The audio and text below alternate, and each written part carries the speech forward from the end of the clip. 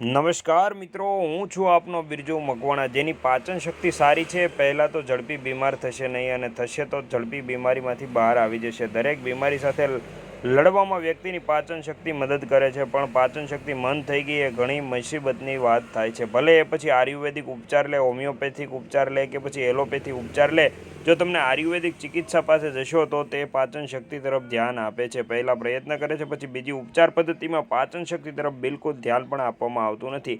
એટલે એ લોકો ટેબ્લેટ લો, હવે આ ગોળી લો, ટેમ્પરરી મેનેજમેન્ટ કરે છે, પણ પરમેનન્ટ સોલ્યુશન મળતું નથી.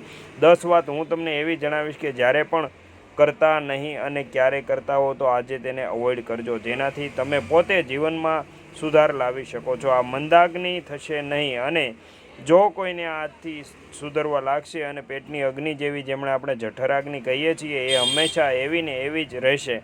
અને તમારી ઉર્જા આ બાબતે ઉપર નિર્ભર કરે છે. પહેલું, ભૂખ વગર ખાવું. જો તમને ભૂખ નથી તો બિલકુલ ખાશો નહીં. એવું બને કે તમે રાત્રે મોડા આવો ત્યારે તમને ભૂખ લાગી હોતી નથી, પણ અડધી રાત્રે તમને ભૂખ લાગી ગઈ. એવામાં શું કરવું જોઈએ એ સમજો. જો તમને એવું થાય કે મને ભૂખ નથી લાગી, તો થોડા સમય પહેલાંથી જ ગરમ પાણી પીવાનું શરૂ કરો, જેથી પેટમાં બચેલું અન્ન, જેના કારણે તમને ભૂખ નથી લાગી, તે ડિટોક્સ થાય છે. આ રીતે તમે પહેલાંથી જ શરીરને એ રીતે તૈયાર કરો. ભૂખથી વધુ ખાવાનો મતલબ એ છે કે ભૂખ 4 રોટલીની અને ખાઈ લીધી 6 રોટલી. જ્યારે તમે રોટલીને હાથમાં પકડીને એમ થાય કે ખાવું કે ના ખાવું, ત્યાં જ ખાવાનું બંધ કરી દો, તો તમને ક્યારેય પણ કોઈ સમસ્યા નહીં થાય.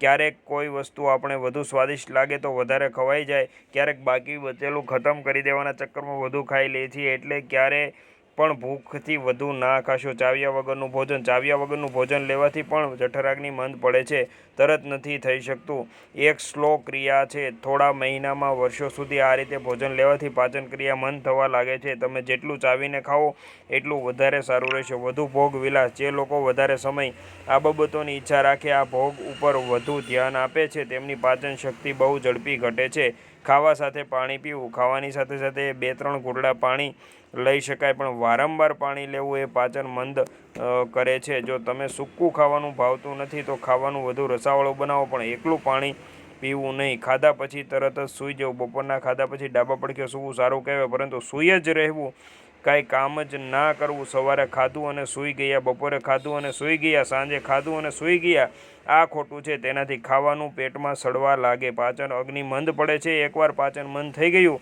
એટલે એવું નથી કે તમે તરત ચાલુ થઈ જાય. ઘણીવાર દિવસમાં કલાકો સુધી પેટમાં ખાવાનું સડતું રહે છે, જે ખૂબ નુકસાન કરે છે. મોડી રાત્રે ખાવાનું ખાવું. મોડી રાત્રે ભારે ખોરાક ખાવો, રાત્રે આખી દાળ ખાવી, રાત્રે પનીર ખાવું, વાતો કરતાં કરતાં ખાવાનું ખાવું. કેટલીક વાર લોકો રાત્રે જમણવારમાં જાય છે, લખ્યું હોય છે રાત્રે 9 થી 11 ડિનર, તો તે 9 થી 11 હરતા ફરતા ખાતા જ રહે છે, એ ખોટું છે.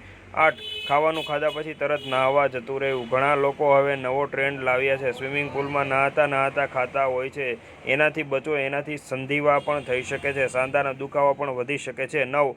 ઓવર મેડિસિન લેવી.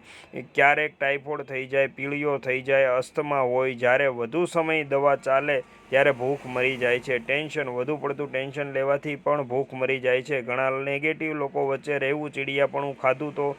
ખાધું નહીં તો એમને એમ ભાગો દોડો. એટલે જે લોકો પૈસા કમાવા પોતાનું શરીરનું ધ્યાન નથી રાખતા, તેમને પછી પૈસા નાખીને શરીરનું ધ્યાન રાખવું પડે છે. એટલે સારી ટેવ પાડો તો હંમેશા નિરોગી રહેશો. તમે એમાંથી કઈ ભૂલ કરતા હોય તો આજે સુધરી જાઓ.